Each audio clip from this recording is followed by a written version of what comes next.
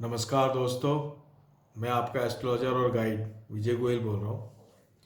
आज का जो हमारा टॉपिक है वो है केतु खाना नंबर 6, पेज 199, लाल किताब 1941। इसमें जो लिखा हुआ है मैं आज आपको पढ़ के बताता हूँ। जैसे कि हम सब जानते हैं, खाना नंबर 6 जो है वो बुध की अपनी राशि है। यहाँ केतु नीच का होता है और यहाँ पे शुक्र भी नीच का होता है ना। तो ये दो ग्रह नीच के होते हैं। आगे अपन चलते हैं। जैसे लिखा है केतु खाना नंबर 6, पक्का घर नीच। तो ये खाना नंबर 6 जो केतु का है ये पक्का घर है और यहाँ पे ये नीच का होता है। ये बात यहाँ क्लियर है। आगे क्या लिखा है, ग्रह फल का। तो यहाँ पे केतु जो है ग्रह फल का है। केतु खाना नंबर 2 में भी ग्रह फल का था और यहाँ भी खाना नंबर 6 में भी केतु ग्रह फल का है। घर का है, घर का है का मतलब अपने पक्के घर में है ये। पूरा चंद्र ग्रहण, यहाँ पे केतु जो है पूरा चंद्र ग्रहण वाला रिजल्ट देता है। यहाँ पे चंद्रमा का पूरा ग्रहण लग जाता है, फुल ग्रहण लग जाता है। आगे ये एक जो चंद्र ग्रहण है, वैसे तो ये चूंकि यहाँ पे चंद्रमा का कोई संबंध नहीं है, खाना नंबर 2 में चंद्रमा उच्च का होता है और खाना नंबर 6 में जो है चंद्रमा का कोई लेना देना नहीं है। लेकिन खाना नंबर 2 और खाना नंबर 6 आपस में इंटरकनेक्टेड है। तो शायद इस चक्कर में यहाँ पे पूरा चंद्र ग्रहण लिखा हो।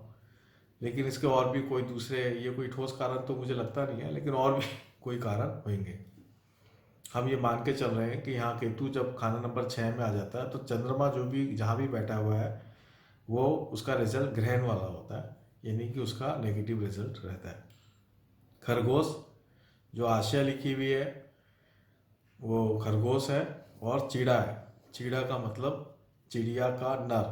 चिड़िया जो है उसका नर नर जो चिड़िया चिड़ी होती है उसको चीड़ा बोलते हैं। तो ये दोनों आशियाँ हैं। आप ये देखेंगे कि ये जो दोनों जो आशियाँ हैं ये बहुत ही नाजुक मतलब जानवर है। चीड़ा जो होता है पक्षियों में सबसे छोटा होता है लगभग लगभग, और खरगोश भी जो है बहुत ही नाजुक होता है, डरपोक होता है। चीड़ा भी जो है डरपोक होता है। तो ये एक प्रकार से कहते हैं ना, सॉफ्ट, डरपोक, सहमी हुई चीज़, ये इस बात को इंडिकेट करती हैं। और तेज भी है ना। खाना नंबर 6 में केतु जो है खरगोश चीड़ा का मतलब ये स्पीड को भी इंडिकेट करता है कि बहुत तेजी से कुछ कुछ करना, फटाफट फटाफट करना, ये भी है। और यही मुझे खरगोश और चीड़ा से समझ में आ रहा है। इस इनसे संबंधित उपाय भी कर सकते हैं हम, है ना। खरगोश को हरी चीज़ खिलाना, जैसे मूली के पत्ते खिलाना या गाजर के पत्ते वगैरह खिलाना, पालक खिलाना, ये उपाय हो सकता है। चीड़ा को भी दाना डालना उपाय हो सकता है, तो ये भी आप कर सकते हैं। परदेश, केतु खाना नंबर 6 में परदेश भी बोला है।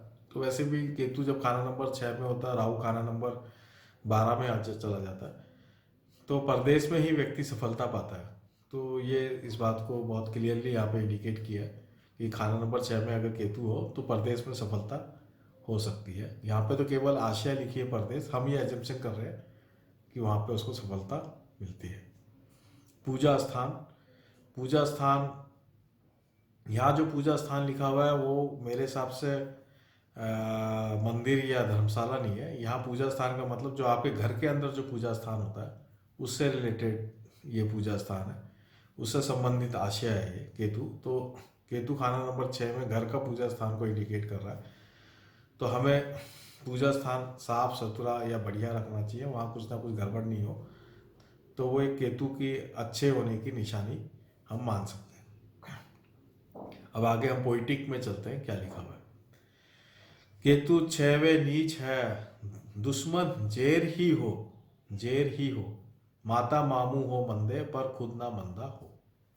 यानी कि केतु यहाँ पे 6 में आके नीच का हो जाता है। एक तो ये बात होगी। दुश्मन जेर ही हो, यानी जो दुश्मन है, खाना नंबर 6 जो है दुश्मनों को इंडिकेट करता है। तो दुश्मन जेर ही हो यानी दुश्मन उसके अधीन होंगे, दुश्मन इस पे हावी नहीं हो सकते, दुश्मन इसके अधीन होंगे। यानी खाना नंबर 6 में जिसका केतु होता है उसको दुश्मन ज़्यादा नुकसान नहीं पहुंचा सकते, बल्कि दुश्मन उसके अंडर में रहेंगे, उसके उस दुश्मनों को दबा के रखेगा, या दुश्मन जो है एक प्रकार से निर्बल या कमजोर होंगे, है ना। दुश्मन जेरी हो, मामा मामू हो मंदे, मामा मामू, मामा जो खानदान है वो जरूर मंदा रिजल्ट देगा नीच का केतु होने के कारण। तो मामा मामू का जो सुख है वो उसको कम प्राप्त होगा, और मामा मामू की हो सकता है जो फाइनेंशियल स्टेटस या अदर कोई ना कोई वो प्रॉब्लम में रह सकते हैं किसी भी कारण से। केतु क्योंकि औलाद का भी कारक है, तो हो सकता है मामा मामू के यहाँ भी औलाद की कमी हो वगैरह हो, तो ये भी बहुत ज़्यादा चांसेस है। पर खुद ना मंदा हो, खुद ना मंदा हो का मतलब ये है कि खाना नंबर 6 केतु वाला जो है उसके जीवन में ऐसा कोई मंदा फल नहीं आएगा। घर मंदे ग्रह हो सभी, केतु लड़का मदद करे। अगर बाई चांस सारे ग्रह भी अगर मंदे हैं केतु के अलावा भी, तो केतु यानी जो उसका लड़का है वो उसकी मदद करेगा। एक तो यहाँ खाना नंबर 6 वाले को ये बताया गया है कि उसका लड़का हमेशा उसके लिए मददगार साबित होगा, चाहे कैसी ही परिस्थितियाँ, खराब परिस्थितियाँ कितनी ही हो। बुध लड़की बहन से ना झगड़े कभी, ना शुक्र औरत मदद करे।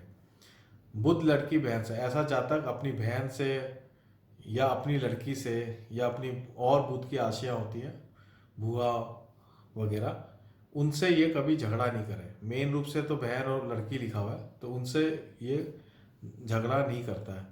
तो इसके दो मतलब है कि नॉर्मली ऐसे जातक झगड़ा नहीं करते हैं, अपने बहन को, अपनी लड़की को बहुत प्रेम से रखते हैं, ये बात इसमें बताई है। और मान लो ऐसी स्थिति भी है तो उसे हम इसको प्रिकॉशन के रूप में भी ले सकते हैं कि उसको झगड़ा नहीं करना चाहिए। देखिए बुध यहाँ पे जो खाना नंबर 6 में है वो उच्च का ग्रह है, यहाँ पे बुध उच्च है, अपनी राशि में भी और उच्च में भी। तो इसलिए बुध को ये खराब नहीं कर रहा है केतु, यहाँ पे नीच का केतु आके बुध को यहाँ खराब नहीं कर रहा है, ये बात यहाँ बताई गई है। ना शुक्र औरत मदद करे, ना शुक्र औरत, यहाँ पे शुक्र की मदद नहीं मिल रही। केतु खाना नंबर 6 आने से शुक्र की मदद नहीं आ रही। तो जो खाना नंबर 2 की जो जमीन है शुक्र है, वो क्योंकि खाना नंबर 2 और 6 इंटरकनेक्टेड है लाल किताब के हिसाब से, ग्रामर के हिसाब से, तो यहाँ शुक्र की मदद नहीं आ रही। यानी कि उसकी खुद की शादी में बहुत तकलीफ होएगी, पत्नी अगर आएगी तो कुछ ना कुछ प्रॉब्लम उसके साथ होएगी, या किसी ना किसी तरह से शुक्र से संबंधित उसके जीवन में प्रॉब्लम रहेगी। ना शुक्र औरत मदद करे, तो हमने देखा कि उसको पत्नी की या शादी की तो प्रॉब्लम आ रही है, लेकिन केतु केतु यानी लड़का अगर उसका हो जाता है तो उसके बाद उसके जीवन में खुशहाली आ जाती है, क्योंकि इसमें लिखा है केतु मदद करे। तो शादी अगर हो जाए और शादी होने के बाद अगर केतु मतलब लड़का हो जाता है तो फिर वो शादी सफल मानी जाएगी, ऐसा हम इसमें कह सकते हैं। और अगर उसका लड़का नहीं होता, शादी हो गई है, तो फिर किसी ना किसी शादी का झंझट उसके जीवन में रहेगा, कोई ना कोई झंझट शादी से संबंधित रहेगा ही रहेगा। केतु की चीजों पे केतु मंदा, केतु लड़का मंदा, पर मंदा ना दूसरों पर, ग्रह दूजा कोई साथ ही होवे, खुद मंदा बुरा दूसरों पर। यानी कि केतु की चीजों पे केतु मंदा, यानी कि केतु की चीजों पे केतु मंदा का मतलब ये है कि लड़के को हो सकता है कुछ ना कुछ केतु संबंधित प्रॉब्लम हो। खाना नंबर 6 में अगर केतु है तो लड़के को उसका जो खुद की औलाद है, नर औलाद है, उससे संबंधित केतु की संबंधित कोई प्रॉब्लम हो। यानी कि केतु संबंधित जैसे रीढ़ की प्रॉब्लम है ना, रीढ़ की प्रॉब्लम है, स्पाइनल कॉर्ड की या नसों की जो प्रॉब्लम है वो उसके लड़के को हो सकती है, या सुनाई कम देता हो, कानों की प्रॉब्लम हो सकती है। जो भी केतु से संबंधित रोग होते हैं वो उसके लड़के को हो सकता है, ऐसा चांस है। पर मंदा ना दूसरों पर, यानी केतु ये प्रॉब्लम दूसरों को नहीं दे रहा, ये प्रॉब्लम जो है सिर्फ अगर होगी तो खुद पे ही होगी, यानी लड़के पे। ग्रह दूजा कोई साथ होवे, खुद मंदा बुरा दूसरों पे।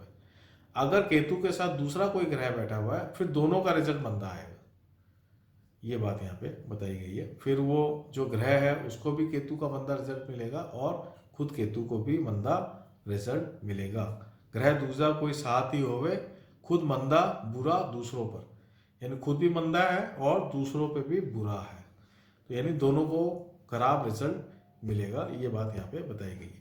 और यहाँ पे बहुत ही अच्छा उपाय भी यहाँ नीचे लिखा है। अब जो स्टेटमेंट्स में लिखा हुआ है वो मैं आपको पढ़ के बताता हूँ। सोने की अंगूठी बाएं हाथ में मुबारक होगी, तो लेफ्ट हैंड जो है लेफ्ट हैंड में सोने की अंगूठी पहन ले, तो इंडेक्स फिंगर में पहन ले सोने की अंगूठी, या मिडिल फिंगर में पहन ले सोने की अंगूठी, तो बहुत अच्छा उसका रिजल्ट मिलेगा। सोने की अंगूठी बाएं हाथ में, लेकिन होना चाहिए लेफ्ट हैंड, ये ध्यान रखें, है ना, लेफ्ट हैंड में होनी चाहिए। वक्त मुसीबत शेर का जाल काट कर छुड़ाने वाला मामा मूसा होगा।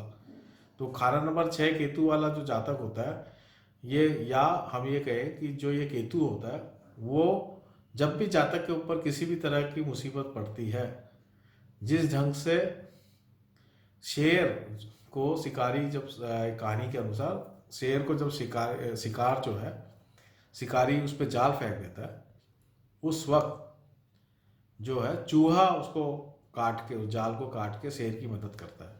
तो ये उस कहानी की बात बताई गई कि मामा मूसा होगा, यानी उसी प्रकार से जब ये बहुत मुसीबत में होगा तो यही केतु चूहा के रूप में आके, यानी कोई व्यक्ति उसके जीवन में चूहे के रूप में आके उसके जीवन में उस संकट को काट देगा। ये केतु की बात यहाँ अच्छी बात एक बताई गई है। तो ये जो बात बताई है, ये इसके साथ उपाय भी बताया है, इसलिए उपाय जरूर करें।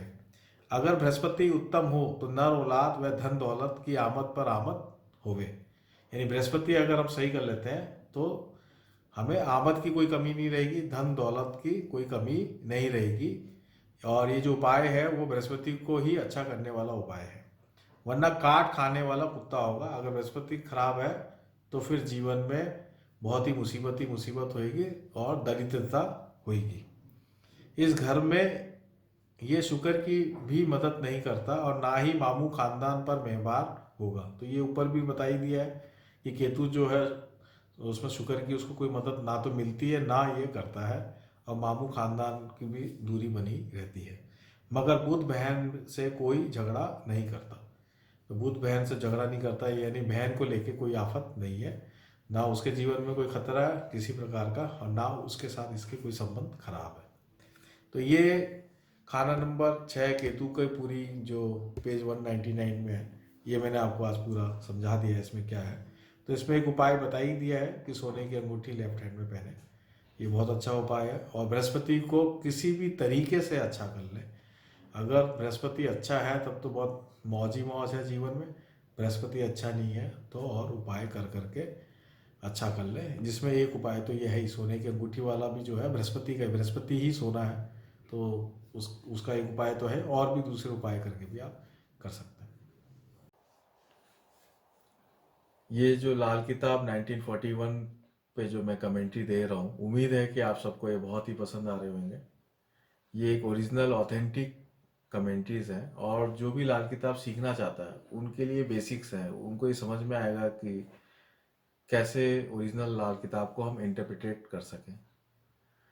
तो आप इस चैनल को, मैं चाहता हूँ कि आप इस चैनल को जो है सब्सक्राइब करें, लाइक करें, उसमें जो बेल का आइकन होता है उसको आप प्रेस करें, कमेंट दें। आप कमेंट बहुत ज़रूरी है, कमेंट देने से एक टू वे हमें कम्युनिकेशन का पता चलता है कि आपको ये पसंद आ रहा है नहीं आ रहा है। कोई आपका सुझाव हो, आइडिया हो, वो आप दें ताकि हम उसको इंक्लूड कर सकें और इसको बेटर कर सकें। आपकी कोई क्वेरी हो, कोई शब्द आपको नहीं समझ में आया हो तो वो आप दें, तो मैं उसको आगे नई वीडियोस में एक्सप्लेन कर पाऊँ। इसको और बेहतर करने के लिए आप जो भी आप मेरे को सजेशंस देंगे वो मैं ज़रूर उसको फॉलो करूँगा। ज़्यादा से ज़्यादा जो जिज्ञासु लोग हैं उसमें ये फैले, इसलिए आप लोग इसको शेयर करें, ज़्यादा से ज़्यादा शेयर करें। जो लाल किताब सीखना चाहते हैं या जो ज्योतिष की बेसिक नॉलेज को समझना चाहते हैं, वहाँ पे आप अपने ग्रुप्स में, फेसबुक में, आपके जो भी सोशल हैंडल्स हैं वहाँ पे आप इसको शेयर करें, ताकि ज़्यादा से ज़्यादा जिज्ञासु लोगों के पास ये ओरिजिनल जो ऑथेंटिक कमेंट्रीज है वो पहुँच पाए। नमस्कार, जय हिंद।